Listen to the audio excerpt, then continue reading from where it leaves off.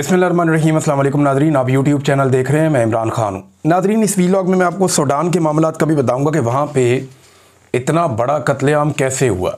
जो अनकन्फर्म्ड इतलात आ रही हैं उनके मुताबिक तो 1 लाख से ज़ायद आदमी मार दिया गया। ये इतनी बड़ी तादाद है और इतनी बड़ी नस्ल खुशी है कि इतना कत्लेआम तो गज़ा में नहीं हुआ। ये लोग ऐसे दावे क्यों कर रहे हैं और इस तरह की बातें क्यों की जा रही हैं, ये सारा कुछ मैं आपके सामने इस वीलॉग में रखूंगा। और ये सूडान में एक्चुअली लड़ाई हो किस काम के लिए रही है, इसके पीछे कौन है, ये भी आपको बताऊंगा। लेकिन सबसे पहले पाकिस्तान के अंदर कुछ जहां खबरें हैं वो मैं आप तक पहुंचाऊं। नंबर 1 ये है कि सुहेल अफरीदी और जुनैद अकबर के लिए खैबर पख्तूनख्वा उसमें पुलिस का कुछ छापा वापा रिपोर्ट हुआ पहले रात के वक्त। और खुर्रम दिशान साहब जो हाल ही में सेनेटर बने हैं, उन्होंने इसके ऊपर एक ट्वीट किया जिससे काफ़ी थरथली मच गई थी। फौरी तौर पे लोग पहुंचे, जाकर उन्होंने रिपोर्ट किया कि वहाँ पे ऐसा कुछ नहीं है, सब कुछ अमन व अमान है।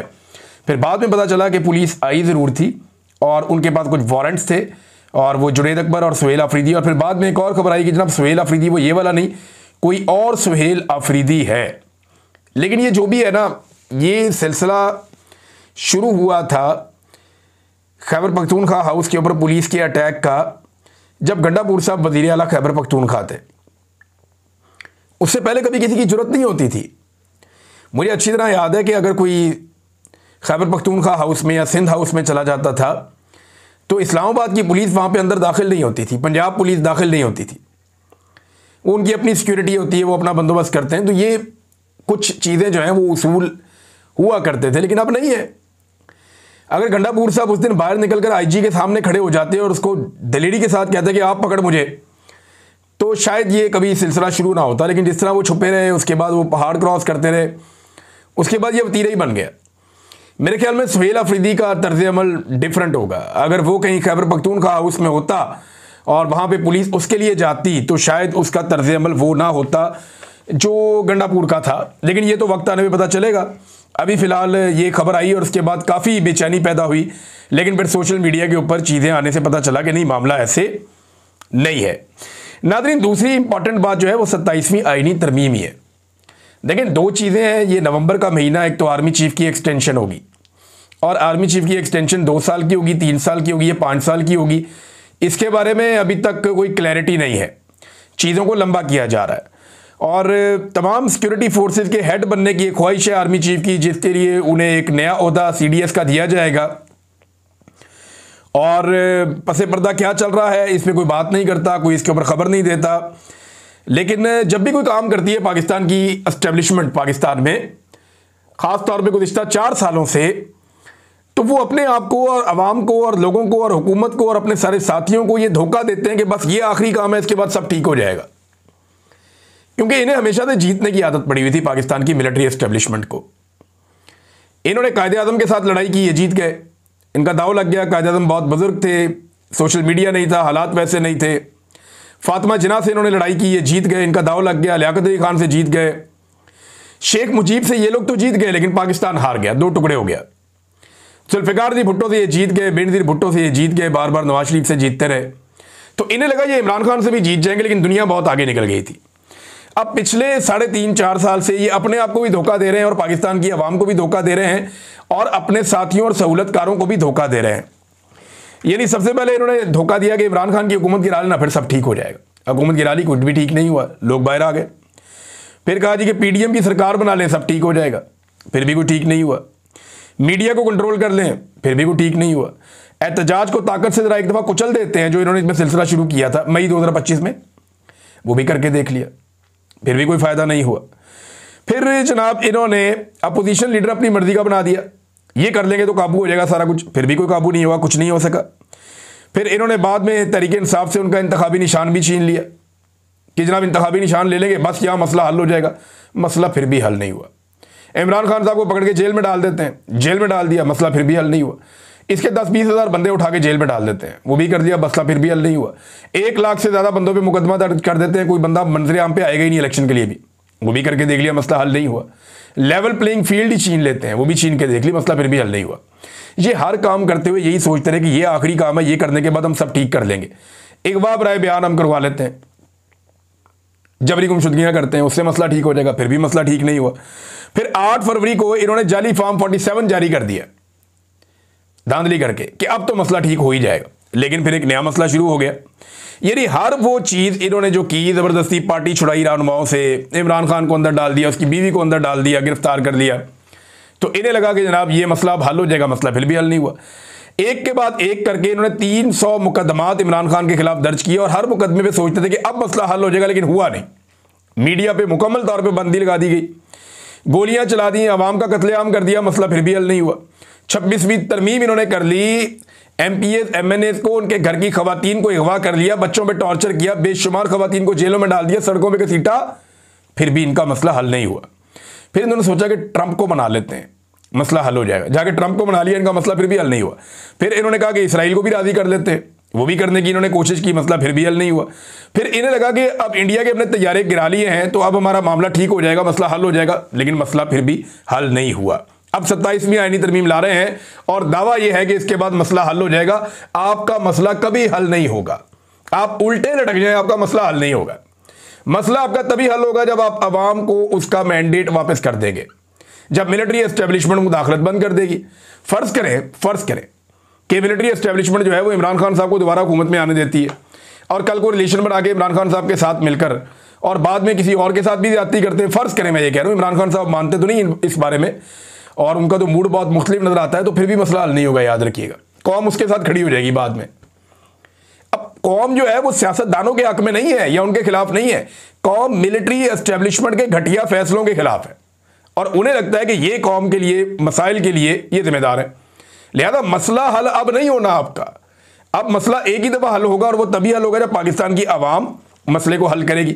एक तो जो जर्नैलों की ख्वाहिश है ना एक्सटेंशन की, इसने पाकिस्तान का बेड़ा गर्क करके रख दिया। इनका कुर्सी छोड़ने को दिल ही नहीं करता, जो बैठ जाता है कुर्सी के साथ चिपक जाता है। 1 इंच ज़मीन इनमें से किसी ने फतह नहीं की है और एटम बम बनने के बाद कोई हमारी ज़मीन फतह करने तो आएगा नहीं, कोई पागल ही होगा जो आएगा पाकिस्तान में, जनाब फलाना इलाका मैंने फतह करना है, हमारे पास भी अब एटम बम है, ऐसा तो होगा नहीं।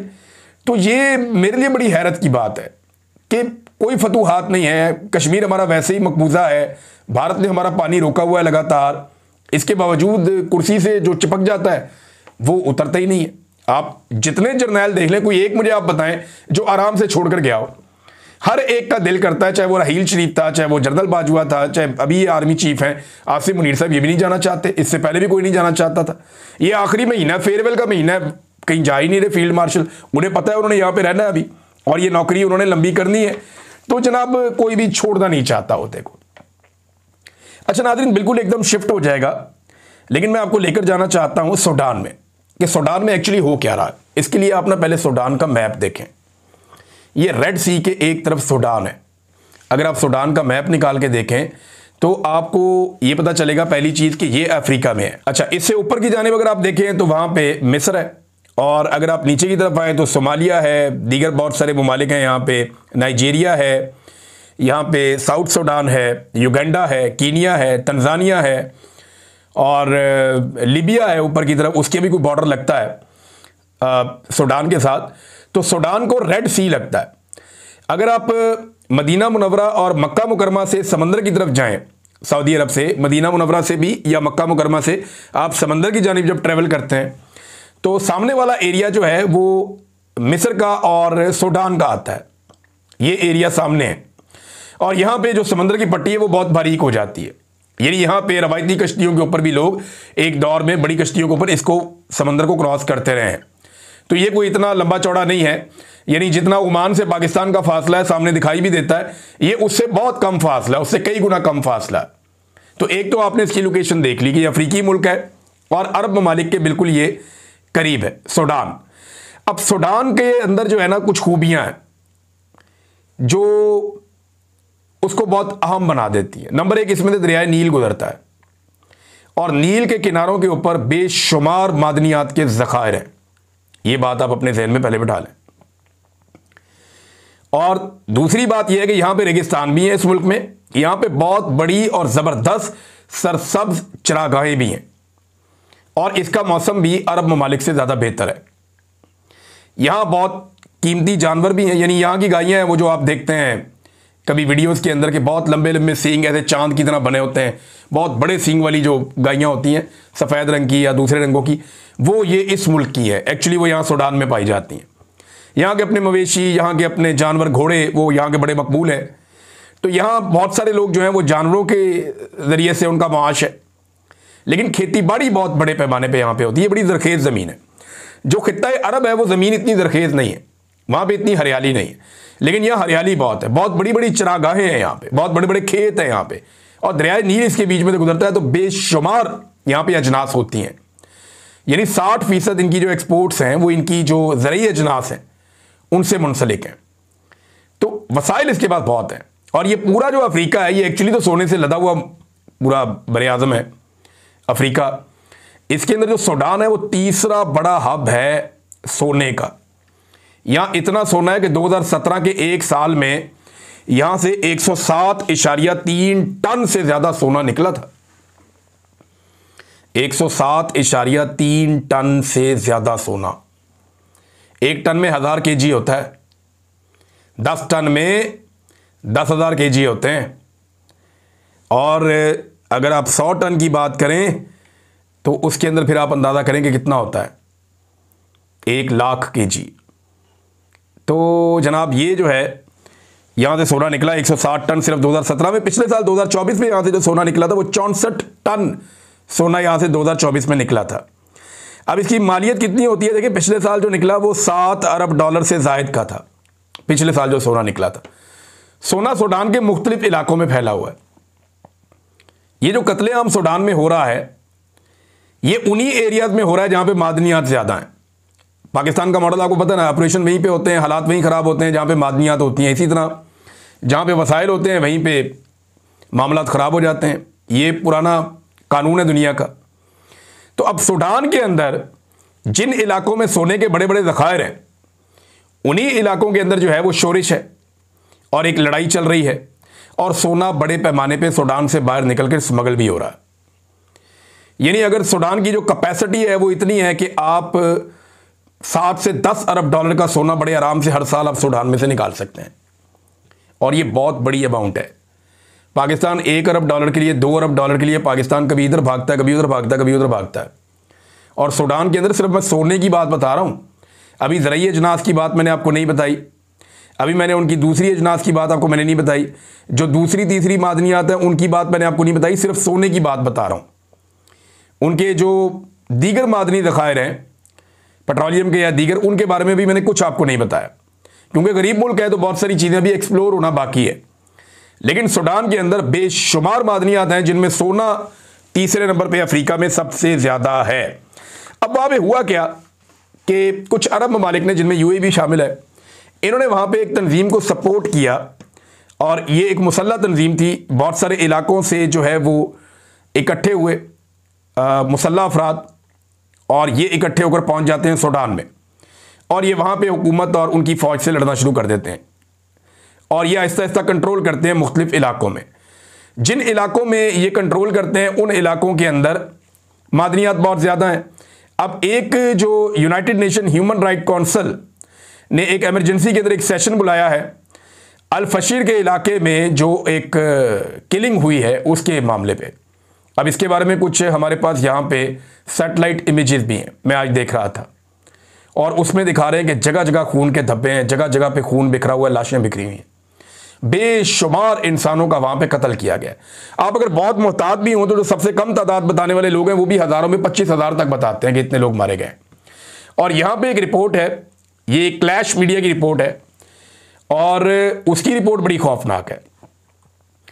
उसमें दावा किया गया है सूडान मिलिट्री इंटेलिजेंस की जानिब से, वहाँ पे 2 तंजीमें जो लड़ रही हैं, एक RSF है जिसका नाम है रैपिड सपोर्ट फोर्सेस।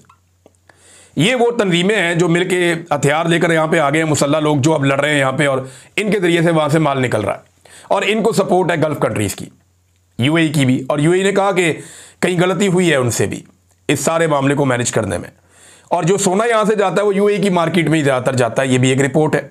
ये मैं आपको वो रिपोर्टें बता रहा हूँ जो छप चुकी हैं बैनुल अक़वामी मीडिया में।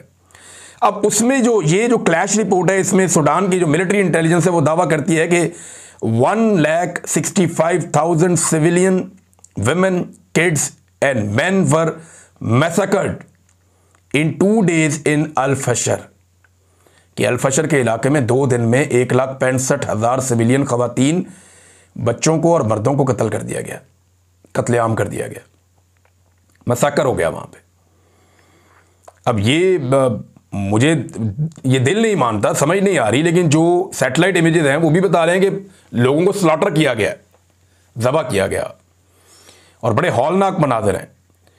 और कुछ मनाजिर जो बाहर निकल कर आए उन्होंने पूरी दुनिया में तहलका मचा दिया। फौरी तौर पे यूनाइटेड नेशन का इसके ऊपर जो है वो इजलास बुलाया जा रहा है। 50 के करीब ममालिक हैं, जिनमें यूके है, आयरलैंड है, जर्मनी है, नीदरलैंड है और नॉर्वे है।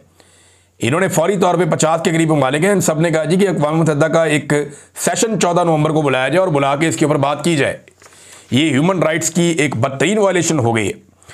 जो सूडान में दूसरी फोर्स है वो सूडान आर्म फोर्सेस हैं, यानी SAF, और जो उनके खिलाफ लड़ रही है फोर्स वो RSF। इनको हथियार जो है वो बाहर से मिल जाते हैं और इन लोगों ने आपस में लड़ लड़ के तबाही फेरी हुई है, जबकि अवाम का कत्लेआम बहुत बड़े पैमाने पर हुआ है और सोना उसकी एक बड़ी वजह अब तक की इतला के मुताबिक बताया जा रहा है। ये बड़ी खौफनाक सूरत हाल है, बड़ी तकलीफ दह सूरत हाल है। जो मनाजिर हमने देखे वो बड़े हिला देने वाले मनाजिर थे, और अब क्योंकि कुछ हम कह नहीं सकते इसके बारे में कि इसका मुस्तकबिल क्या होगा, लेकिन फ़िलहाल एक जंगबंदी की कोशिश की गई है और जंगबंदी की उस कोशिश के नतीजे में फ़िलहाल दोनों फ्रीकैन ने कहा कि हम रुक जाते हैं, लेकिन आखिरी इतलात आने तक भी सिविलियंस का कत्लेआम वहाँ पे सूडान में जारी है। आबादी इसकी लगभग 5 करोड़ है सूडान की। यहाँ पे 97% मुसलमान हैं और स्याफ़ाम मुसलमान बहुत बड़ी तादाद में है यहाँ पे। और ये वो एरियाज़ हैं जहाँ पे अरब ताजिर तजारत किया करते थे बहुत पुराने दौर में। यहाँ पे बड़े आराम से पहुँच जाते थे अफ्रीका के इन इलाकों में, क्योंकि जो अरब के जो खित्ते का जो सेंट्रल एरिया था, मक्का और मदीना, ये 2 बड़े हब थे। तो यहाँ से सामने की जानिब समंदर क्रॉस करके इस सरज़मीन पे या मिस्र की सरज़मीन पे मुसलमान पहुँच जाया करते थे उस दौर में भी, या उससे पहले भी, इस्लाम की आमद से पहले भी। नाज़रीन, एक और ख़बर है मैं आपके सामने रख देता हूँ, ये इंटरेस्टिंग आपके लिए होगी। मैंने थोड़े दिन पहले आपको बताया था इमरान खान साहब जो किताबें पढ़ रहे हैं ना जेल में, उनमें एक बहुत बड़े इस्लामिक स्कॉलर हैं जिनकी किताबें वो पढ़ रहे हैं। उनका नाम है शेख इमरान हुसैन साहब। मैंने आपको उनकी किताबों के नाम भी बताए थे, उनकी शख्सियत के बारे में बताया था। इस वक्त वो दुनिया के अंदर आलम इस्लाम के बड़े स्कॉलर्स के अंदर एक हैं और उनकी तहरीरें बड़ी शानदार हैं, उनके लेक्चर्स बड़े शानदार हैं, उनकी क्लैरिटी बहुत है इस्लाम के लेक्चर्स के अंदर, और उनकी बड़ी खिदमत भी हैं इस्लाम के हवाले से। तो उन्होंने एक स्टेटमेंट जारी किया। उन्होंने कहा जी इमरान खान जेल में मेरी किताबें पढ़ रहे हैं, मैं एक और किताब लिखकर उनके नाम करूँगा। ये मैं किताब लिखूँगा इमरान खान के नाम उसको करूँगा किताब को कि मैं उनके लिए लिख रहा हूँ। अगर इमरान खान मुसलमानों के लिए आज़ादी की जंग लड़ते हुए जेल में शहीद हो गए तो मोहम्मद अली जिन्ना से जा मिलेंगे, और अगर रिहा हुए तो वज़ीर आज़म बनेंगे। इमरान खान को बताओ कि तुम अकेले नहीं हो, तुम्हारा ये कारवान जन्नत में जाएगा या इस दुनिया में कामयाब होगा। शेख इमरान हुसैन साहब का एक स्टेटमेंट, इसको उर्दू में ट्रांसलेट किया हमारे एस अहमद साहब ने, सोशल मीडिया एक्टिविस्ट हैं, उन्होंने इसको ट्रांसलेट किया था। मैंने वहीं से पढ़ के आपको सुना दिया। मैंने खुद ये मेहनत नहीं की, लेकिन मैंने उनका स्टेटमेंट सुना है, वो मिलती जुलती ऐसी ही बात है उन्होंने जो की है शेख इमरान हुसैन साहब ने। तो इमरान खान साहब के लिए अब शायद वो एक किताब और लिखें। अभी उनकी काफ़ी ज़्यादा एज है, बहुत ज़्यादा नॉलेज है उनके पास। पाकिस्तान के अंदर बड़े बड़े स्कॉलर्स उनको पढ़ते हैं, सुनते हैं, और मैंने पहली मरतबा मेरा जो तारुफ इनके साथ हुआ शेख इमरान हुसैन साहब के साथ, वो मुझे औरिया मकबूल जान साहब ने करवाया। उनके पास बहुत सारी किताबें थी, तो वहाँ से मुझे पहली मरतबा पता चला था। नाज़रीन, एक वो स्कॉलर हैं और एक पाकिस्तान के अंदर है मजहबी सियासी जमातें। अब सेनेटर मुश्ताक साहब ने तो पोल खोल के रख दिए हैं सारे के सारे जो जमात इस्लामी के हैं। मैं हैरान हो रहा था उनका स्टेटमेंट सुन के, और मैं परेशान भी हो रहा था कि ये क्या चल रहा है पाकिस्तान में। जमात इस्लामी हमें तो कुछ और कहती है मंजर आम पे, लेकिन पसे पर्दा वो क्या करती है और किस तरीके के काम करती है, मैं हैरान था। यानी सेनेटर मुश्ताक अहमद साहब ने इंकशाफ किया कि हाफिज़ नईम के कहने पर मैंने सेव गज़ा कंपेन ख़त्म कर दी। जो सेव गज़ा की एक कंपेन चल रही थी इस्लामाबाद में, वो ख़त्म करने के लिए जमात इस्लामी के अमीर ने कहा था। फिर उन्होंने कहा कि उनके कहने पर मैंने मंजूर पश्तीन और महारंग बलोच के प्रोग्रामों में जाना भी बंद कर दिया। बड़ी हैरत की बात है मेरे। बल्कि उन्होंने थोड़े दिन पहले ये भी बताया था कि जब मैं गज़ा जाना चाहता था तो जमात इस्लामी की क़यादत ने मेरे रास्ते में रोड़े अटकाए और कोशिश की कि मैं गज़ा ना जा पाऊँ, तो फिर मैं मलेशिया से वहाँ से गज़ा के लिए गया था। ये जनाब जमात इस्लामी का एक अजीबोगरीब किरदार है। पाकिस्तानियों को बताते हैं इनसे बड़ा मुसलमान कोई नहीं है और इनसे बड़ा इस्लाम और मुसलमानों का हमदर्द कोई नहीं है, और दूसरी तरफ जो है वो पसे पर्दा ये एस्टेब्लिशमेंट जैसे चाहती है वैसे करते भी रहते हैं। मुझे हैरत होती है। अब तक के लिए इतना ही। अपना ख्याल रखिएगा, अपने चैनल का भी। अल्लाह हाफ़िज़।